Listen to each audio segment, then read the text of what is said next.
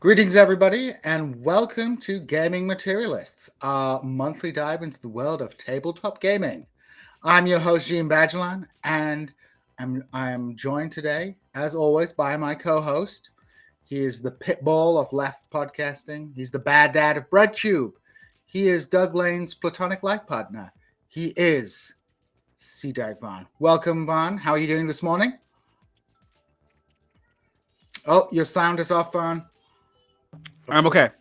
Excellent. It's good to see you. It is an early morning. We are pre-recording for the Wednesday show, but it is actually Sunday, the day of rest. So we are really putting in that extra effort for you. And of course, everybody watching out there, this show is being carried both on the TIR channel and on the Vaughn blog channel. So remember to like, subscribe, hit the bell. If you can become a patron of one or both of our shows. If you are so wealthy, you can do that.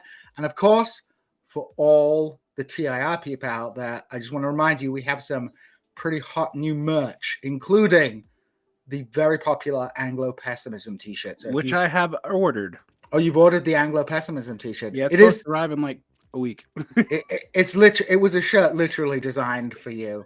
It's the perfect Vaughn shirt. Well, without further ado, let's get on with today's show. And today we are going to be talking about Appendix N.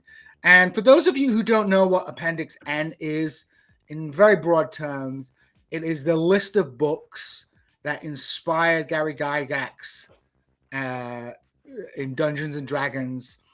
And we're going to be joined by two kind of experts on this list. We're joined by Hoi and Jeff of Appendix X Book Club to talk about the politicization of sword and sorcery, the Appendix N book list, the actual politics of that list, and the politics of dungeon crawl classics and other old school Renaissance or old school Renaissance adjacent games.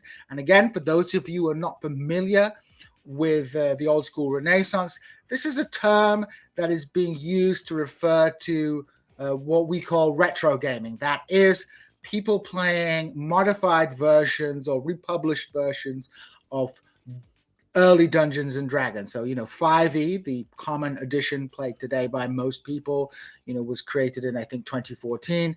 But there's a lot of people who are still interested in playing the types of games that, people were playing in the late 1970s and early 1980s. And generally, we refer to those games that, are being produced now as old school Renaissance. So let us bring our guests.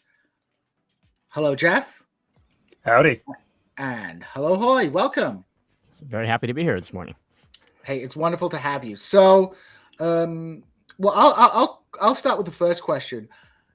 What inspired you guys to do a book club on Appendix N, and sort of how did you get into reading this Appendix N literature? Well, Hoi and I ended up meeting together through the DCC NYC meetup group. Real quick, and just so that your viewers, listeners know, the reason why it's called the Appendix N is in 1979 in the Advanced Dungeons and Dragons Dungeon Master's Guide, there's a bunch of appendices in the back. And Appendix N is the appendix where Gary Gygax listed out the books that he says inspire D&D, and he encourages you to read to inspire your own gaming.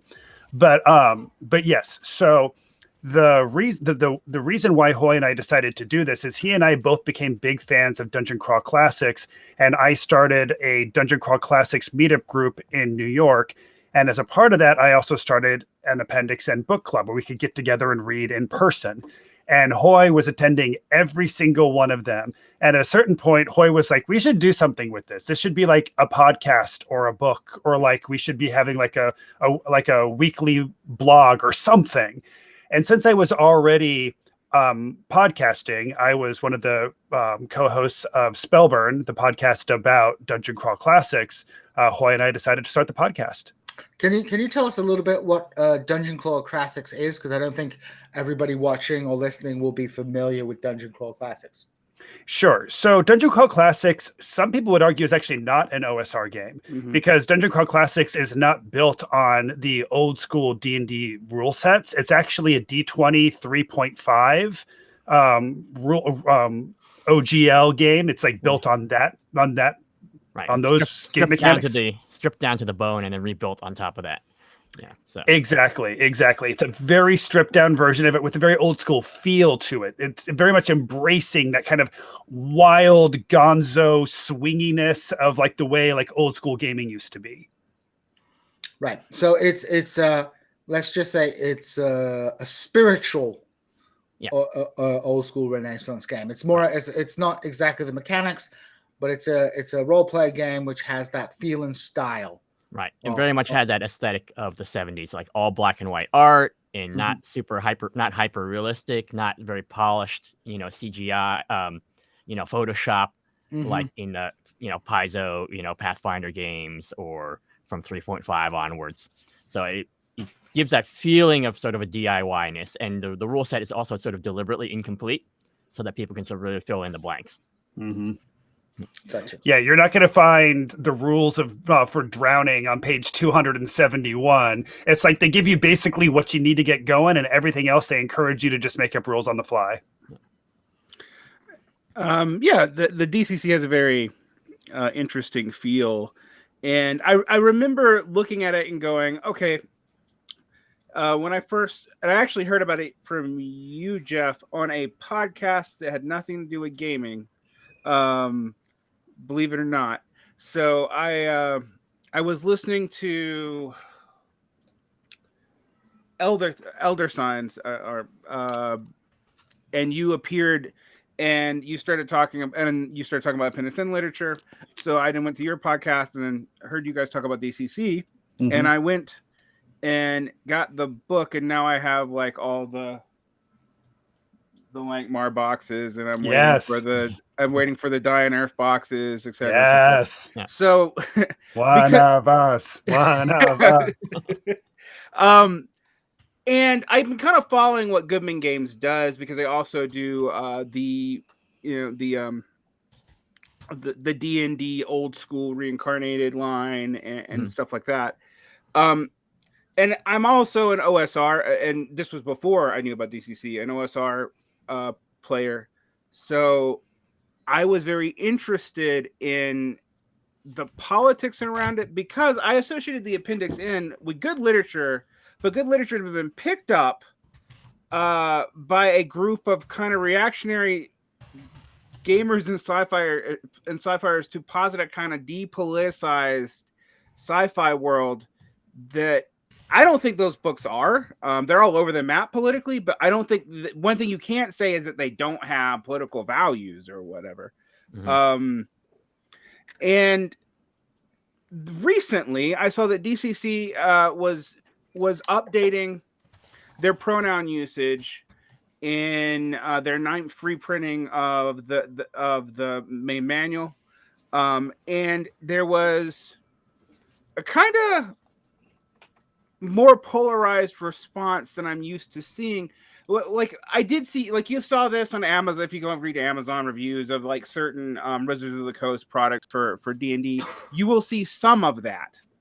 And it has a kind of big following, but it gets drowned out pretty quickly, and just like the sheer mass of the people following it who don't care about the politics at all. And I was wondering, like, why was the response more polarized for the Goodman Game? Because Goodman Games didn't seem like a particularly reactionary company, honestly. Even back before it was making explicit choices like that, it had inclusive. It had people of color in the artwork.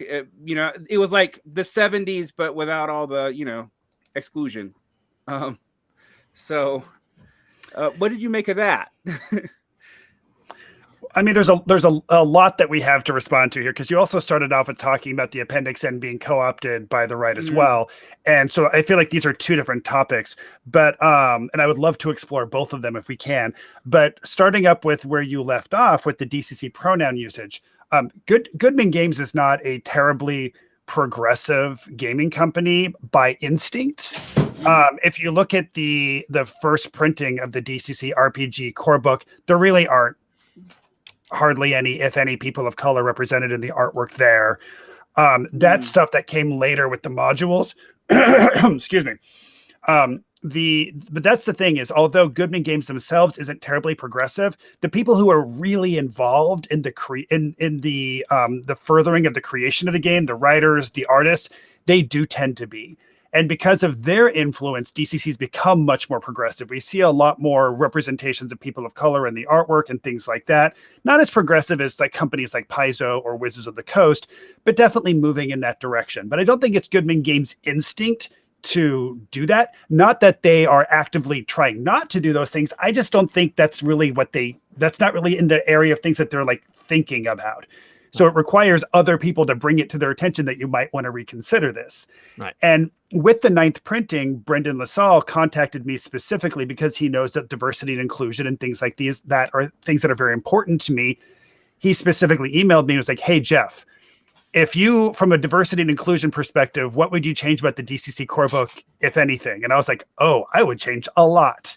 And I sent him a very long email outlining everything that I would change, including pronoun usages, getting rid of like words like swordsman and replacing it with like, warrior or whatever you want to put in there. So I'm not going to take claim for having this happened, but I do know that specifically Brendan came to me and I came back to him with that, and that change is now happening. So if I'm not the reason, then I am one of multiple people who shared that same perspective, and that's now why that's happening. Oh my God! So all the people must be going, you woked our game. You turned it into a woke game. I mean, I would say that the ethos of DCC, and Jeff, I know you have started to jump on that. I think the ethos of DCC, even though they're not necessarily consciously thinking about it, the ethos of DCC has always been very open and welcoming. Mm-hmm. And so I think that this is just a natural evolution of that, right? They've always been like a very strong con presence. They've always been like, hey, come join our game. Here's an extra seat, this kind of thing like that. And so it just takes a little step further and say, okay, well, who aren't we inviting to the table so far, right? Yeah. Mm-hmm. And that's I think the it's just a natural evolution for them. I think that's an important point, Hoy. Like a lot of people, you have companies perhaps that are explicitly, progressive, or like making a very big drive to be progressive. But there were a lot of game companies which were not necessarily reactionary, but just because when people were playing in the 80s, it was just like all white dudes, so they just didn't even think about it. Mm-hmm. This is what a lot of the writers for Games Workshop said. It's like, oh no, we didn't make any of this deliberately to be exclusionary. We were just like white guys living in like England in a monoculture. So that game reflected us. We're totally fine with it becoming more diverse. So you've got sort of that tendency within gaming companies. And would you say like Goodman perhaps fits more into that thing? They're not opposed to diversity. It's just not necessarily something that came across their mind, first off the bat. But then you also have a reactionary, like who like, no, I don't want minorities in my game, right? Or like I don't want to. How could you have a black paladin? That makes no sense. Right. Yeah, it's the same people who get upset about Black Santa and Black Jesus, and it's like, come on, people. Right. And I think that, I'm not following this super closely. I know this sort of blew up in the last month or so, as of time of recording. But from what I've seen, it's really nobody who's actually sort of prominent and involved in DCC, the proselytizing of DCC. It's not any of the people who are prominent in the sort of online, in the convention scene. In fact, it's been very, very supportive of these changes. I agree. So it's more people who have been playing it because they thought it was their safe space in sort of modern gaming is play DCC, right? It's a funny thing to say, but it's their safe space to be like, hey, this is how it was in my basement in the 80s, right? And I don't want any change. Which is again kind of strange because I was there in the 70s and 80s, and we didn't have enough women playing, but it was as diverse as the group that is always around you. So that just reflects your experience. So anyway, and it seems like there's people always saying like, well, yeah, like we let anybody play at our table. We don't care. We're not like, we're not kicking people out. And like, yes, people say that, but that is very different than actively going out of your way to make it very clear that this space is something that you're invited into. Those are two very different things. And even looking at like early D&D, like absolutely, like if you had asked any random D&D player, would you like more women to be playing with you? I'm sure most of them would have said yes. But then like you look at like the early issues of Dragon Magazine, where like they have the female versions of the different classes. You can play a female fighter or a female wizard. And those classes all have lower hit die, slower XP progression, but have powers of seduction. And it's like, of course, that's going to make like most women cringe and not want to play that. So like, it's clear, it's like written by dudes for dudes. So sure, you want to have more women playing, but you're not actually doing anything to make that space more inviting for them. And now when people do those things, people somehow see it as a threat to this thing that they love, as though people are, attacking this thing that they've held so dear to them. And it's like, we're not saying that there's no longer space for heterosexual, white, cisgender men. They are still absolutely welcome at the table. We're just now saying we are also telling everybody else they can hang out with us too, and actively trying to make it a safe space for them. Right. And it's go ahead. Sorry. Well, it's the same as the controversies in the comic book universe, and the thing is, those games video games. The game still exists. The first edition game still exists. Those issues of the comics that you love still exist. They're not gone. Right? They're still there for you. Right. Yeah. Yeah. I mean, I think, and also, a lot of the people who are forwarding this kind of, let's say, anti-woke, saying you're ruining our games, this reactionary cultural commentary. I mean, it's a huge industry. Like, like you said, the comic book industry has a big reactionary contingent, television and film. It's not surprising that role-play games also attract this type of people. But there's one thing that Vaughn and I have often stressed as well. It's not even necessarily an ideological decision. It's a market decision. A lot of these reactionaries are like, the market will solve everything. I said, well, the market is making your games more diverse because these companies want to attract more people to play their games from a purely business perspective. And frankly, I don't see a problem with that, right? It's a capitalist company. If they're going to try, it makes complete sense. So a lot of people, want their cake and eat it. They want to be reactionary pro-market people. But then when the market dictates that their game actually should be more inclusive and like win over people from different communities who have hitherto felt excluded from the community, even if not super intentionally, like they have a big sulk about it. Right. Yeah. You do put your thumb on an interesting contradiction right there, right, between this ideological purity and this idea that the free market it's like it's not reconcilable. Right? Yeah. But somehow they're trying to square the circle. Anyway, back to you, Jeff. Well, one thing that this made me think about is one year I was working at the Goodman Games booth at Gen Con. And we had there's one of the main kind of famous like DCC characters is a character named Shanna, and Shanna's a black woman with a big afro puff. And while I was at the booth, this black woman comes up to the table and like sees a picture of Shanna, and she's like, "Do you have any T-shirts with her on it?" And we didn't at the time. They had made there are shirts with Shanna on it. We just didn't have any in stock at the moment. But she was so excited that she saw that like she wanted this character on a T-shirt. Like it was so meaningful and impactful for her. And it just shows me that like yes, because like I'm a gay dude and I grew up feeling very uncomfortable about my queerness playing at Dungeons and Dragons tables. But regardless, I'm still a white dude. And like I was seeing lots of white dudes in the artwork, and it never occurred to me how meaningful that must have been to me to see somebody who looked like me doing cool, heroic things. And that's not something a lot of other people were getting. So I want other people to get that too. So I think this kind of brings us back to the Appendix N, though, because I was the reaction I saw to the Appendix N literature was similar to the reaction I saw around, I think, with the sick puppies controversy after Gamegate.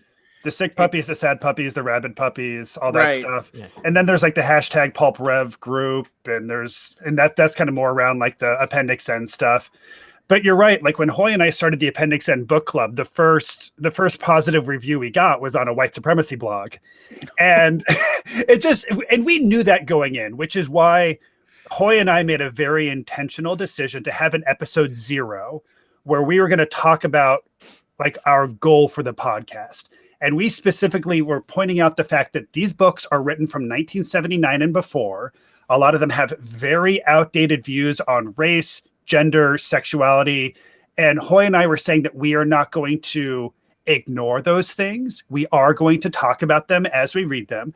We're not going to apologize for those things, but nor are we going to say that like we should boycott these things and not read them because of this. There's still historical importance there. And it's just fascinating reading what fantasy literature was like before Dungeons and Dragons kind of codified everything. Right. And actual literary merit in many cases too. And that's, yes, that's not to be disregarded. So absolutely. But Goodman Games, like just so when the OSR movement was starting to happen, there was also this rediscovery of the Appendix N, and suddenly everybody's like reading Fafhrd and the Grey Mouser and reading Elric and reading Conan stories again, and and understandably getting very excited because they're fantastic books that people should read. But there was also a group of people who were also reading these and found it to be a breath of fresh air because now we're back to the time when men can be men and back before the era of quote unquote message fiction. And so there are people who were drawn to this because of those things that I'm going and reading them despite of. Mm-hmm. Right. And I wanted to make it clear that we were in the despite of camp, not the because of camp. That's a really that's an interesting point, because I think in the culture, because in American society the culture war is often so polarizing, we end up with people approaching this literature in a purely ideological fashion. So you have your people who are using it to justify their reactionary perspectives, but I guess on the flip side, you have people who are like, we should boycott or not read these things because they're offensive as well. It's like, well, right. Like if you read anything written before like the year 2000, it's probably pretty offensive by today's standards, and that's fine so long as you don't have to sign on to all the offensive stuff. So I think we often get dragged down this sort of ideological culture war, which leads us to lose a lot of things, and also, from the right perspective, they like miss some of like the interesting historical observations you can make. Yes, from looking at this older literature, because they're trying to put it into a narrative that everything was good back in the day because Conan was like a hench heterosexual man. Right. Well, I would even say that it's not even a right perspective issue. I think it's maybe also sometimes generational. We have a very, God bless them, this very active, both online and out in the streets, younger population right now. But to a certain extent, I think some of them are a little ahistorical also. So they're just like they're looking at the moment right now, right? Mm-hmm. And it's important, to look at the problems of the moment. But one of our early negative reviews on iTunes is like, why should we even read this stuff, right? So I'm paraphrasing, right, Jeff? but basically, and the person's name was like 5e player or something, and it's like, why would I even want to read this stuff? But honestly, I think that's valid too. Like, I'm a white dude, and I'm still reading fiction about white dudes, so like it's not hard for me to overlook the negative parts. But like for other people, it might be harder for them because of their lived experiences to want to read shit like this. And I get it. Like there's a lot of rape in this stuff too. Mm-hmm. And it's like, I can understand why maybe women wouldn't want to read this. So I'm not going to tell people that they should get over their ahistorical perspective and force themselves to read. Of course not. Of course, if you don't want to read this, don't. But I believe that there is a lot of value in exploring them, and I am able to overlook it. But it's like the whole whole thing about the art of the artist thing. Mm-hmm. Yeah, death of the artist and others. Yeah, it's like my favorite movie is Rosemary's Baby, but Roman Polanski is a child rapist. But like everybody has to make a decision for themselves where that line is for them. Sure. And I mean, the point I wanted to make, and I totally agree with Jeff. No one should have to read this stuff, especially if it's incredibly painful for them to read. It's like, oh, I've seen this already, right? Yeah. But I think a very fascinating discovery that we've made in this process is that, and it should probably have been obvious to us, but is that the circumstances of production of any media are always inform the actual media, the actual creative aspect of the media, right? Yes. And so a lot of the stuff was pulp fiction. So it's being say that it was written, they're being paid by the word. They have very short turnarounds. How long the actual fiction was is actually very important because the actual glue and the binding in paperbacks up till 1970 was a lot crappier than the glue that they use now. And so that sort of dictated how long books are. So it's really, to me, very interesting that also informed how the stories are actually being told, right? And obviously now if you have ebooks and everything like that, it gives you a different set of constraints, some of which are marketing based as opposed to format based. So I think that's a very interesting thing to. I mean, you guys are in left publishing, right? So that's a very a baseline thing that you have to think about all the time, right? Yeah. I mean, honestly, actually, we do make decisions on books, or we did, based off of how long it was, and we preferred shorter books because we could keep the price down for selling, because of the inflation of paper. Whereas ebooks have no real size limit, and they could be a pretty standard price.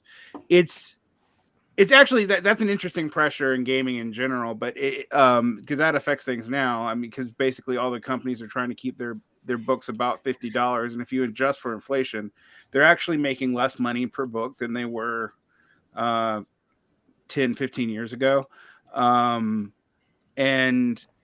But there seems to be a natural cap on, like, okay, we can't go more than $60 per book unless it's huge. And I do think that really affects what people do in ways that they don't see. I also think what's interesting, I've listened to enough of your show. I've probably listened to 60 episodes or something as I'm like doing other work. I come out of this. My other interest is weird fiction, which has an equally problematic and overlapping heritage. Would you have some super progressive people and like basically almost Nazis in the background of that fiction? But you guys find a lot of the contradictions of the politics really interesting, because if you read these things closely, I think about the episode you did on Lee Carter, for example. That there are both colonialist and anti-colonialist tensions in that book that even the author doesn't seem to have fully parsed out. Are the various like hyper chauvinist parts of Conan, but then there's other parts of Conan that really aren't. And so how have you found exploring the literature and realizing that the politics may just be more complicated than even the authors intended? From my standpoint, I mean, I'm glad it's there, right? I mean, even like we could talk about Conan specifically, or Robert E. Howard. I mean, no question, this guy grew up in Texas. There are people in living memory who had fought the Native Americans, who might have been fought for the Confederacy, or even been slaveholders. That they would have been very old, but he might have met some of those people. And certainly there's some very offensive racial terms, some of his literature, but then other stories are really very much about like the actual consequences of a slave society. Pigeons from Hell, which is his most famous horror story, really is about the horrors of slavery rebounding 30, 40, 50 years later on. It's not told from the perspective of a black person, but it's still talking about those realities. And there's another story about where the villain, I can't remember, I think it's Black Canaan, where the villain is black, but he's totally justified in what he's doing because, again, he's reacting to generations of slavery. So there's right there with Robert E. Howard, and he was young at the time when he committed suicide. Had he lived, he would have lived well into the civil rights era, and it would be interesting to see what would happen there. I'm not saying that he would have become progressive, but he would have been interesting to see how he might have been informed. That it might have informed his fiction. And then it's also interesting because we're reading Andre Norton as well. And for those who don't know, Andre Norton is a woman. And she specifically, first she started writing under the name Andrew North and then became Andre Norton. But either way, she's writing under a man's name. And there is this series that she wrote called the Witch World series, the Escarp stories. And the first book is just called Witch World. And it starts off with our male protagonist. And so, like, here's a book written with somebody with a male name, and the protagonist is a man. So it feels very safe for the presumed reader of this stuff to be reading this. But then, as you're kind of once this protagonist leaves this modern era noir world and goes through a portal to this like fantasy world, he ends up like encountering these like groups of like these like really powerful witch women who like have like this whole society. And then there is another female character who ends up like, who's like a princess, basically, who like, she's basically like the damsel in distress, but instead of letting a man save her, she ends up taking on a male's identity and a male's name and dressing up like a knight and like saving herself essentially, which is pretty radical stuff for the 1960s. And also really interesting that we've got a woman who's taking on a man's name. And then in this story, we have a woman who's taking on a man's name to like carve a place for herself, which is exactly what she's doing.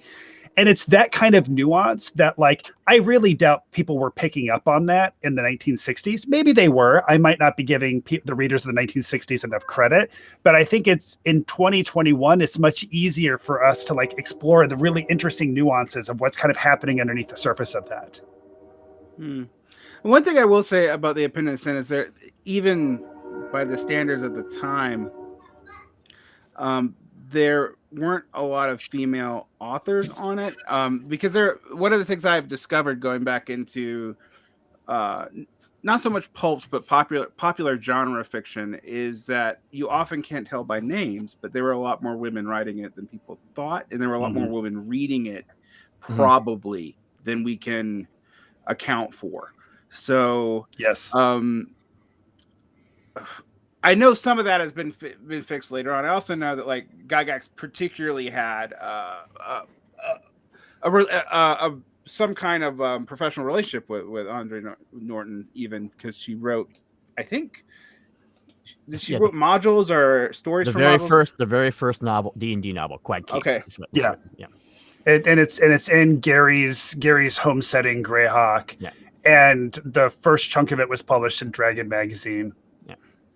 But yeah, there are 3 women on the Appendix N list. There's Andre Norton, there's Lee Brackett, and there's Margaret St. Clair. I had Marilyn in my head, and I knew that was wrong. So that is 10%, because there's actually 30 authors cited on the list. And this probably people who might have been oversights, as you say in there, and also it reflects his personal tastes. So it's a very idiosyncratic list. There's some exclusions on there that other people might point to and say, hey, why is that person left off the list? Yeah, where's Clark Ashton Smith? Where's Ursula K. Le Guin? But then also ask yourself why is Stanley G. Weinbaum there? Yeah. There's great questions in both directions, and honestly, I think people put a lot of thought into the whys, and I don't know that Gary put anywhere near as much thought or effort into this as we are trying to project onto that. Right. I mean, he probably just looked on his bookshelf and was like, this is what I've been reading. Right. Yeah. This might be a good pickup. Yeah, because I was thinking, like Le Guin is obviously a quite large omission. Yeah, it's a big exclusion from that list, but then again, like you say, you may not have just picked up the book. Right. And she's included 3 years later on the BX list, which is on the Tom Moldvay sort of basic version, which a lot of people would have seen, especially younger readers. And that's an incredibly. Is that what you're about to say, Hoi? Oh yeah, it's a much more inclusive list, and it includes a lot of nonfiction, YA stuff like that. And I think it was put together with the help of a librarian. I can't remember her name.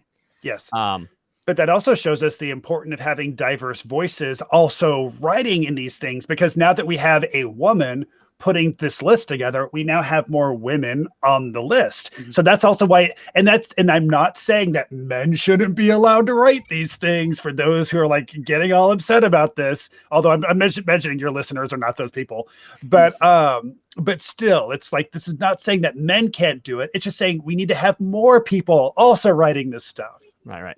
And the thing is, not being on the list doesn't in any meaningful way diminish the magnitude of your achievement as a writer, because it was, it's only 30 people. I mean, there's hundreds, thousands of great writers, even in that era, and so it doesn't, it's a weird thing for it to say for a couple guys who've done 120 episodes of podcasts to say that. Listen, don't take this list too seriously. It's not, it's not the it's not the Decalogue, right?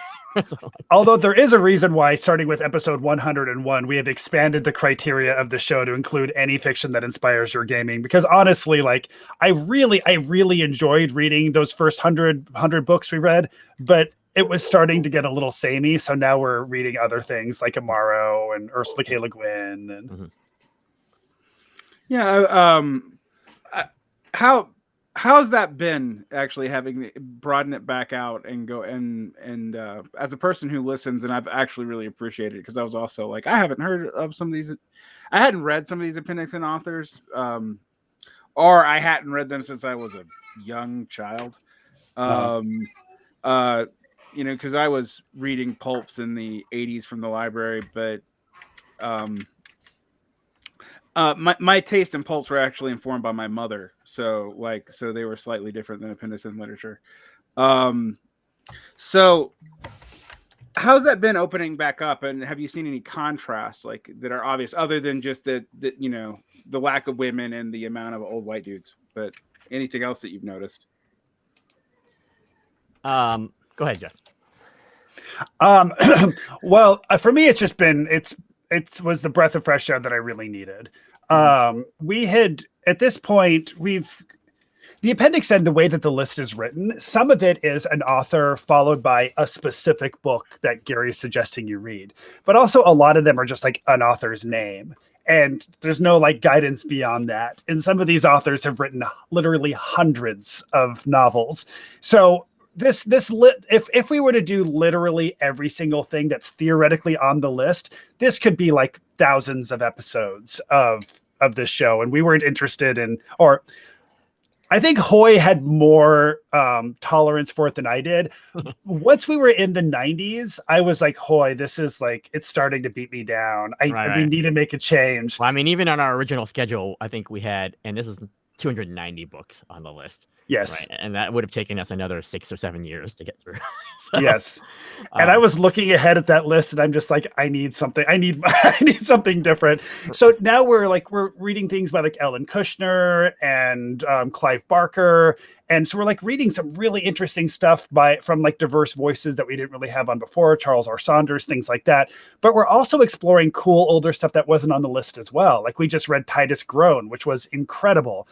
We're currently in the process of reading William Hope Hodgson's The House on the Borderland, which is from 1907. And it was, and it's the book that H.P. Lovecraft kind of considers to be like the reason he started writing the way he does. And when you read it, it's very clear why he considers that, because it feels like it feels like proto Lovecraft. Mm-hmm.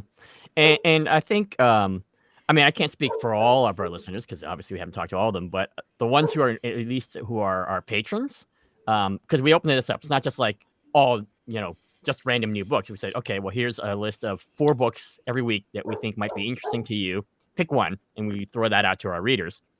And to our patrons. Yeah, our patrons get to vote on what we're going to cover. And starting with 101, it's our patrons voting. And so that's been very positive. So, and it's also actually, sometimes we pick books and put books that we thought were going to be the ones that were going to get picked, and they picked a different one. So that's also been nice because it's thrown us a little curveball there.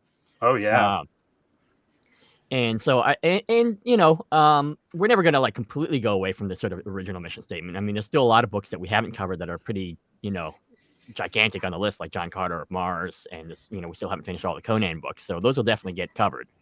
But it is nice to intersperse and to see things like, specifically, I think one that was very important to both of us was reading Imaro by Charles R. Saunders, who was an African-American writer who immigrated to Canada. And his creation of Imaro was very much, you could tell that he loved the pulps, but he didn't see himself in there. And so he deliberately created an African-influenced character. And it's a secondary world, it's a parallel universe, but it's a Black universe that's pre-colonial. So no influences of colonialism. There are cultures that are somewhat analogs to, for example, the Maasai and other cultures in Africa. But this is a way for him to really pull out the things that he most loved in pulp, in Edgar Rice Burroughs and Robert E. Howard, but make it personally meaningful to him and hopefully meaningful to generations afterwards of people. And he's really been rediscovered. Unfortunately, he just passed away last year of COVID, but he really got rediscovered in the last year, I think. And people were aware of him, but he's and I really hope that rediscovery continues. And with that brings a lot of other writers who are working in the idiom. There's a lot of African influenced sword and sorcery out there that we haven't even touched upon yet. I know there's like people like Milton Davis and people like that, and absolutely. And those are more contemporary people. Charles R. Saunders, these Amaro books we're talking about were written in the 1970s. So like this is also in the Appendix N era. It's not even post Appendix N era. It was available on the bookshelf next to any of these other stories. Right. And there's a number of women writers of the same period, Joanna Russ, and a bunch of other writers that we should be looking at. And we'll look at.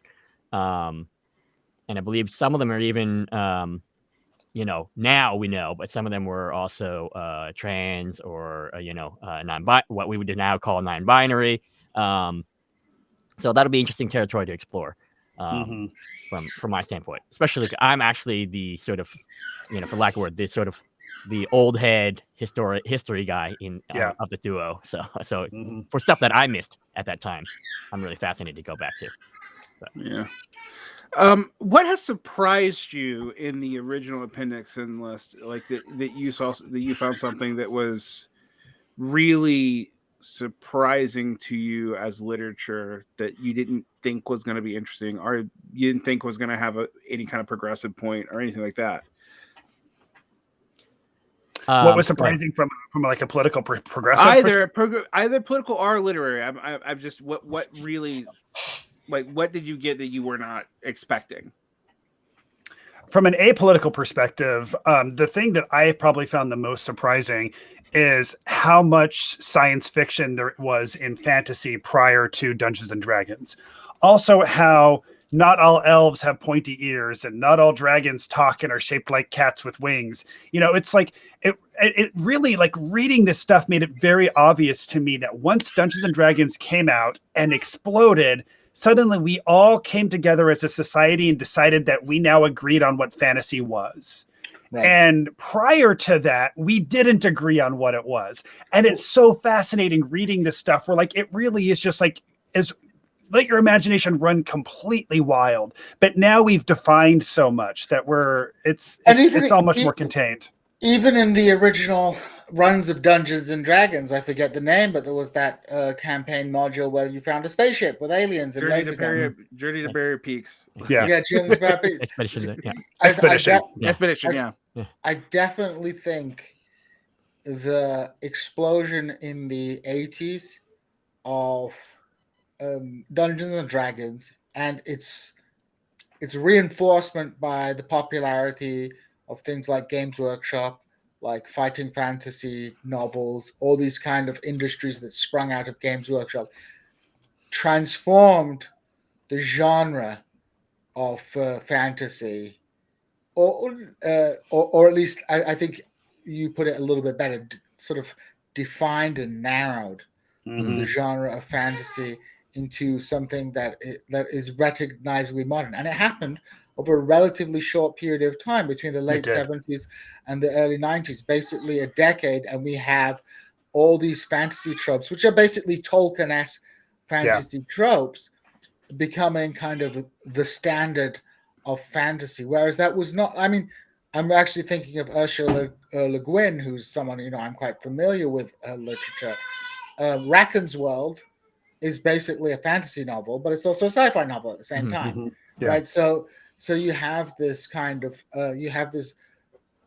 you don't have such a defined frontier between science fiction and fantasy writing until Dungeons and Dragons comes along and defines the tropes. And it is the Dungeons and Dragons followed by the Warhammer, followed by Warcraft, that have really fundamentally defined in our minds what a standard fantasy trope is, because everything else seems to be a derivation of that.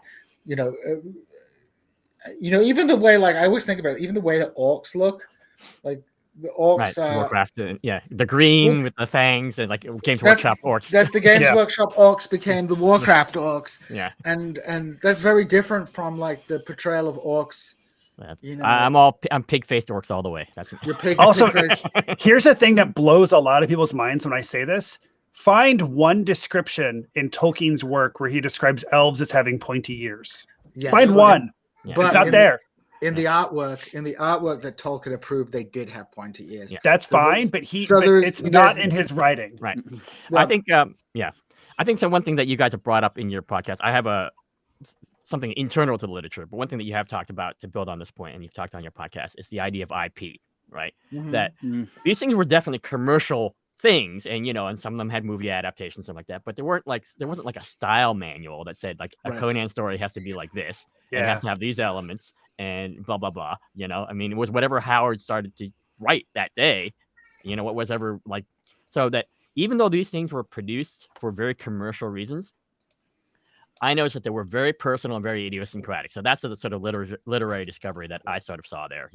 There's no mistaking Jack Vance for, C.S. Clark Ashton Smith. Although I definitely think that Clark Ashton Smith influenced Vance, right? Of There's course. no mistaking, Howard for Lovecraft, for Michael Moorcock.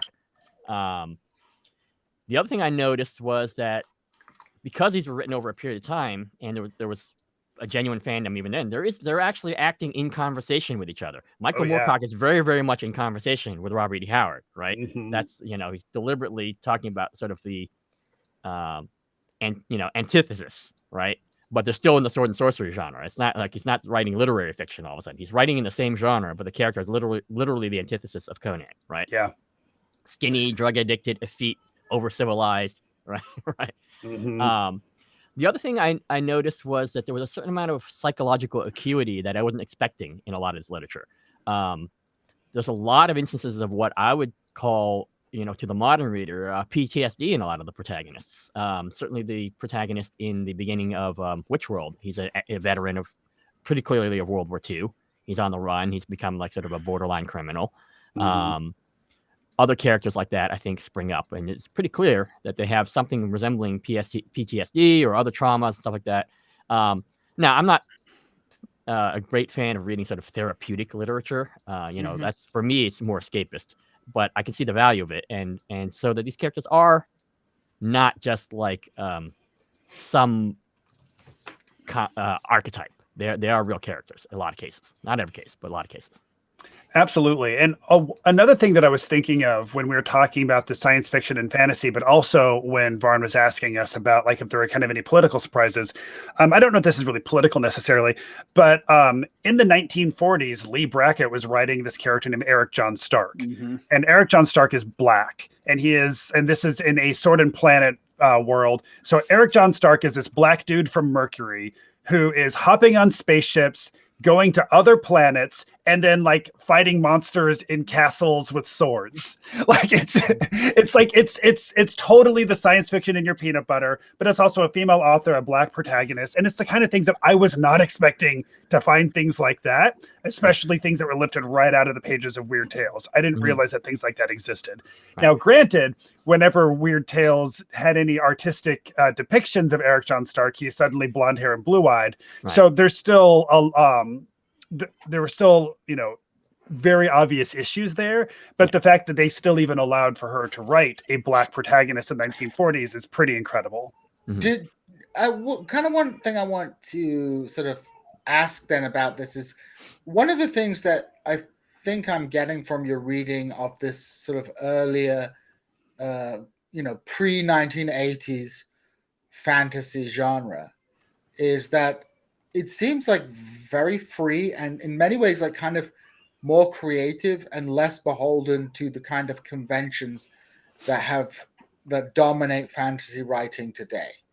Would you say in some ways, and obviously this is not in every way, but in some ways fantasy writing today when compared in the past is a little bit more on the tracks or is a little bit more pressed down under the weight of convention to a certain degree? I think that's starting to change. I think in the past 10 years, we've been seeing a move away from that. But I really do think that from like 1980 to about 2010, we've been really stuck in that. Post 2010, I think we are still very mired in that, but I think we're starting to realize that there's other things to explore. I think from perspectives involving diversity, there's a lot more freedom. But I do think that, like, yes, when it comes to like what we will allow, what we will um, I'm losing the word that I'm looking for here, but for what we will permit to be considered fantasy, I think that got very narrow and it's starting to broaden again. Right. But what do you think, Hoi? I think you're right, but I think there's a couple things there, and some of it is as always, it's commercial. Prior to 1980, or certainly prior to 1960 or so, you had this whole market of the pulps, so people could sort of, and it was kind of low risk for the commissioning editors, right? Because they're paying like some trivial amount per word, and so they could see what kind of would fly. And this is almost like outsider art, termite art, a lot of this sword and sorcery stuff, right? And then by the time, with the around 1980 or so, we have the sort of the paperback implosion, and the mid list disappears. So everything has to be like a big deal when it's published, right? And so now the risk tolerance on the part of publishers really goes down. And so they're only going to go with what knows to have been so. I mean, that's kind of like a general problem, I would say, in capitalist art production, right? Yeah. You occasionally have like an explosion of creativity. They hit on what is successful, and then the idea of taking risks becomes something distasteful to those funding it. I mean, you see it in the movie industry. Like, I'm like I used to love those Marvel movies, but I'm like I just can't. I can't stomach another Marvel movie because they're just flogging us Marvel movie after Marvel movie after Marvel movie because they worked out that like that's the fucking type of film that sells, right? And they're very uncinematic for. I mean, I love the characters and again the IP, but they're very uncinematic. I can't think of a Marvel movie that like jumps out my mind for its look, for its visual language, its visual storytelling. Yeah, I think though Jeff's point is good though. I mean, the audience is broader, so it's demanding more diversity in the actual literature that they're seeing. Also, I think the barriers to entry, as you guys were talking about. So now there's a certain amount of. Now the problem might be discoverability, but now because people can e-publish and stuff like that, there's still a chance to start getting that stuff out there a little bit, and then you will then maybe get picked up if the people are saying, oh, there's this independently publishing, and their book was, there's books like Wool by Hugh Howey, is that right? A couple other major science fiction books that got picked up that were originally independently published and picked up by major publishers. So I think as long as the ebook platforms don't become completely locked down, I think that we will have a lot of people who might not have otherwise been tempted to write, or say, oh, the barrier is too high, I can't publish, how can I find an editor, all this stuff like that. A lot of it's going to be crap, but that was true at any period of time, right? And then the cream will rise, hopefully. It's interesting because I was thinking about sci-fi in the same time period that we're talking about. Sci-fi actually breaks a lot of its conventions in the 70s and 80s and actually expands its definition, and fantasy retracts. You think about like the new sci-fi movement. I guess the only thing I would add as far as like the literary market goes is there's an overproduction of MFAs. I know I'm one of them. And a lot of those people who were trained in prior ages to have disdain for outsider art and genre art. And I know in poetry, for example, we've seen the collapse, that's my field, of like the distinctions between slam, street poetry, academic poetry, etc. That like you go to a poetry festival now, and that's increasingly not a meaningful distinction. And it's partly because the market has fallen out, and so there's nothing keeping us, like we're basically throwing spaghetti against the wall. And also partly because like now we all realize we have to share a market. Like there's not enough of a market share for everybody to have these weird micro niches, and I think that's affected that sword and sorcery and fantasy publishing a lot. And I've also think people have noticed, actually because of podcasts, I think in particular this whole literary podcast thing that you guys are a part of, that the old genre markers don't really hold. And like, maybe I was projecting fantasy stuff on on Anne McCarthy's Dragon Riders of Pern and ignoring the science fiction elements of it because I thought everything should look like Dragonlance. Yeah. Mm-hmm. It's the swinging pendulum, you know. We have weird fiction, and like let's pretend weird fiction is the beginning. Obviously, it's not, because everything is inspired by something preceding it. But choosing a random beginning and calling it weird fiction. Here we have this genre that is science fiction. It's fantasy. It's horror. It's all of these things. And as weird fiction is getting more popular, we start kind of subdividing it into fantasy, science fiction, horror. And then once we've subdivided those, we now want to subdivide horror into different categories and fantasy into different categories. And the more and more we start trying to describe the things that people are already making, the more and more kind of genre tags we're getting. But once we get those genre tags and people decide like, oh, I want to write grimdark, or, oh, I want to write this other thing. Like now you're writing within the confines of this thing that's already existing for you. And then I think after a while of people doing that, they start to be like, oh, I don't like these confines anymore. Let's break out of it. So it's this pendulum swinging between not over categorizing everything to categorizing things to the point of suffocation and then back. Right. And I think right now we're kind of in the moving back direction. I would also say with the growth of IPs that don't come out of literature but come out of other types of media, movies obviously is a good one, like the Star Wars extended universe, also the Warhammer IP, and then also video game IP.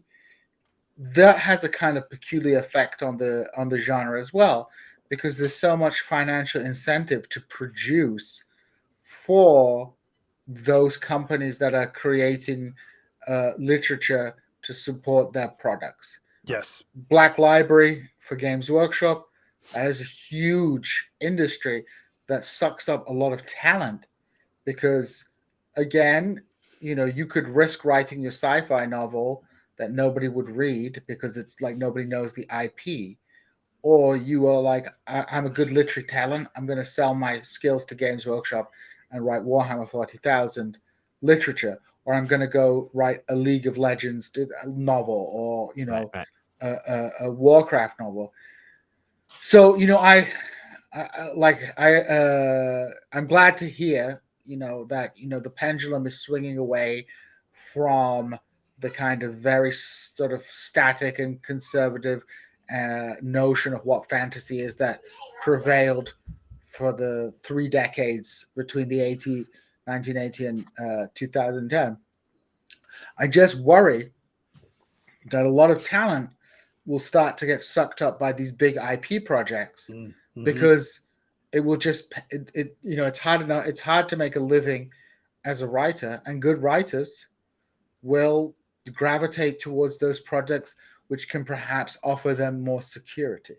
I mean, yeah, there's no doubt about that. And then the other thing that might be affecting that is the sort of the algorithms and SEO. You see a lot of independently novels on Amazon lists, and the titles are just like, the tags are just ridiculous. You can see it's just optimized for SEO, right? Yeah. Like, for discoverability. Well, so we just there are had a lot Ellen. Oh, sorry. Yeah, I mean, so there's a lot of distorting effects, like you're talking about, that are clearly market driven and are not purely artistic, unfortunately.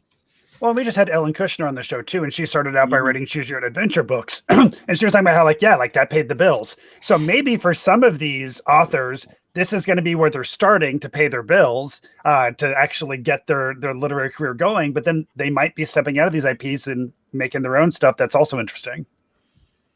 Yeah, I guess since we're a gaming show, I'm going to turn it. Our last question is going to turn it back to gaming, but I wanted to parallel this with the OSR, because I've noticed recently that the content in the OSR is also diversifying a lot. Like I go on Exalted Funeral and look at what's up there, and I'm like, oh, like there's a lot more interesting. Like it's not just D&D clones anymore. Yeah. And the D&D clones are being written in a broader and broader way. One of your guests who I don't think he'd done Old School Essentials he was one of your first guests. Gavin Norman. Yeah. Has done a lot. It was called BX Essentials at that time, I think, and he was just starting it. Yeah. Right. Has deliberately created a very open like rule set that is very streamlined, and yet also you can pretty much stack anything fantasy you possibly wanted on it. Yeah. Do you see basically as the 70s and 80s gamers kind of frankly age into the twilight, into the grave, they go into the west. Yes, they sail to the west. Yeah. Do you see some of the, like, because I think a lot of the reaction in the OSR is actually tied to nostalgia. Do you see a lot of that just changing because the nostalgia is going to change and be of a more diverse, less monocultural time? Or do you also see that the market pressures are put out there too? Go ahead. Oh, go ahead, Hoi. I think both. I mean, there's going to be nostalgia for nostalgia at a certain point. You know how like every 20 years there's a 50s revival. You know, right now we're in a 90s revival for all things. So, I think there's always going to be, I don't know how niche it'll get. There's always going to be people who are going to be interested in the very primal versions of stuff, because there's always going to be people who are going to be a little bit punky, want to strip stuff down, get to the roots of stuff. So there's that. But add their own gloss on it by their own lived experiences, right? And not just say like, oh, this is, I want to play it exactly in 1970. I said, I want to play it in 1970, but as if I was there and not. Yeah, totally. Right. Absolutely. And I think different people are drawn to nostalgia, because I don't think everybody who's playing OSR games are drawn by nostalgia, but I do think some people are. And I think different people are drawn by nostalgia for different reasons. And I don't know what person X's reason is for really wanting to play the games of their youth. But because some people are being drawn to these for very personal reasons, I think that people can be very protective of it. And any efforts from the outside to change something that they love, that they know and love, on instinct feels very threatening. And I think because of that, it's some people's instinct to immediately fight against that and think that the people who are trying to change this are hurting this thing that they love.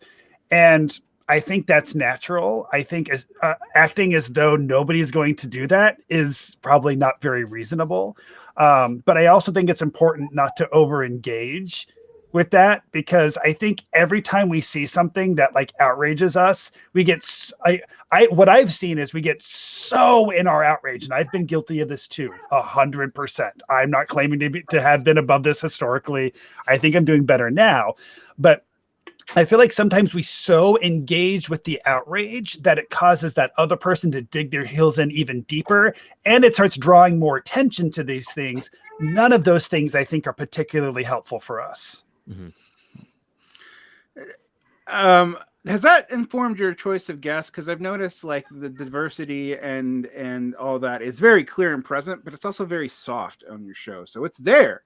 I mean, it's stated. It's not, you're not like playing it down that you're inviting a bunch of diverse guests on, a lot of women and a lot of non-binary people actually in all kinds of groups. But that when you discuss it, it's discussed A, positively, and not as like a culture war division, and B, it's soft. Like, has that been deliberate on your part because of what you just said, or because it's just something I'm noticing? I mean, I think all our guests are really fascinating, and that's me, what I want to hear. And anybody's fine. And we've had some people who would definitely be on as you say, soft, but on the right end of the spectrum. Anyone who's going to really bring an interesting conversation and talk to us in good faith, and we always engage with them in good faith if they're on our show. You know, we might push back on some things, and they might push back on some things that we say. But as long as it's in good faith, and that they are people that we would otherwise be willing to sit across the table from, not people who are like deny other people's right to exist. And they're welcome on the show. Right. We're not giving them platforms. Yeah. Yeah. I mean, like it's always a fine line between, you know, making sure you're not in an ideological bubble and then engaging with people who are just like not going to accept you. And it's a difficult one to, you know, navigate at times. And, you know, you never make anyone or everybody completely happy with the choices that you make, but you know, it is what it is. That's what the game is, right? Right. Yeah. That's the game. Right. And initially the show was just me and Hoi. And then Hoi and I started bringing guests on. And initially we were primarily bringing guests on who were people who were already very excited about the Appendix N, which was predominantly white dudes. And then we started making an effort to, we don't just want white dudes on here who already know about the Appendix N. Let's bring other people on here as well. Right. So we have been making an effort to have a broad range of voices on the show. But yeah, although we're making that effort, it's not like we're not actively excluding people unless they're, already like, we don't want to, I guess that's not true. We are actively excluding people who we don't want to specifically give platforms to, but we're not picking people who are then specifically on the opposite side of that necessarily. Yeah, exactly. Right. It's like you don't want a homophobic anti-Asian Nazi on your show. Right. Sure. Nor do I want somebody whose only interest in being on the internet is to cancel these people and shut them down. And that's the only thing that they're capable of talking about. I'm also not particularly interested in hanging out with you either. That's also not very interesting to me. And people want to have an interesting conversation. They want to actually engage. I mean, we've had guests and even us ourselves had a couple books that we've really not liked, but we've always tried to find something interesting to talk about in those books. So as long as they're willing to engage, both with the book itself and in the conversation, then that's the kind of person we want to talk to. And again, there's definitely some people who are definitely very, very different worldviews. But again, we're meeting at a certain point, which is the book, right? Yeah. And then we'll talk about that. So we've been talking a little bit about your podcast, but I want you to plug it. I am a patron of your podcast, so that's how I know you guys. I haven't participated in your actual book club because I'm also a constant streamer and produce 2 podcasts and have a writing career and a teaching job. So unacceptable. Yeah, unacceptable. But I listen, and I wanted to say I've gotten a lot out of your podcast, specifically because it meets 2 worlds for me, which is the weird fiction, fantasy, like going back and like exploring these kind of pulp literature that probably has more literary merit than we give it credit for, but also gaming. And there's not a lot of podcasts that do that. There are a couple, but they're kind of in a special niche. So yeah, the first half of our episode is always about the book from a literary perspective, and the second half is always about how we can apply what we've read in this book to our gaming, what we can steal to inspire our games, things like that. Right. And even the people who aren't gamers, we can talk to them at least about the world building as an aspect, like how they would approach that. And so that's fun. Yeah. So where can people find you? AppendixNBookClub.com. Hoi, where else? Okay, we're on Twitter at @appendix_n, and you can always drop us a note at appendixnbookclub@gmail.com. So we'd like to hear from people. So yeah, and if you want to check out our Patreon, it's patreon.com/appendixnbookclub. Our patrons are able to hang out with us before we record the shows with our special guests, and we also record those patron book clubs and release those to our patrons. And for each episode, as Hoi had mentioned earlier, we put out a choice of 4 different books that our patrons then vote on to choose which books we're covering with each episode. That started with 101. Okay. Well, go ahead. Thank you. I was going to say you also have cool merch. So if you would, I ordered one of your shirts. It hasn't come in yet. Yeah, I noticed you're wearing it. Yeah. So and special thanks to Rick Byrne for designing that stuff. Yes. That's a cool beholder you have there. He's doing a read. Well, guys, Jeff, Hoi, thank you so much for coming on our show. It was wonderful talking Thank to you for having us on. Really great to talk about the literary side of things. I hope you enjoyed yourself, and I hope you will come back on again in the future. Oh, there's so much more to talk about. Yes, about more books. Maybe we can all read a book beforehand and do a crossover episode. Special, that would be great. Yeah. That'd be very cool. I would love that. Yeah. Well, anything to plug before we leave, Vaughn? Since you're talking to yourself from the past, because this will be in the future. I don't know if it'll be released yet, but by the time that you hear this, there will be a recording regular on my Patreon with Sean KB of Antifada podcast, where we talk about this time we're talking about the current political situation and the development of strike waves around the world. Very different than what we're talking about right now. That's pretty much it. There are some other specialists coming on, but the show that I am immediately doing would have already been released by the time this comes out, so I'm not going to plug it. Well, awesome. Well, there'll be stuff on TIR tomorrow and yesterday. It's all pre-recorded because we're taking a break for the holiday. But we wish you a Merry Christmas from Gaming Materialists, or a Hanukkah or a Kwanzaa or whichever holiday you choose to celebrate, even if you're just doing the traditional Druidic Yule log worshipping. There you go. So have an excellent holiday season. Happy Shabi Yalda in Iran, of course, which is the solstice. And we are out.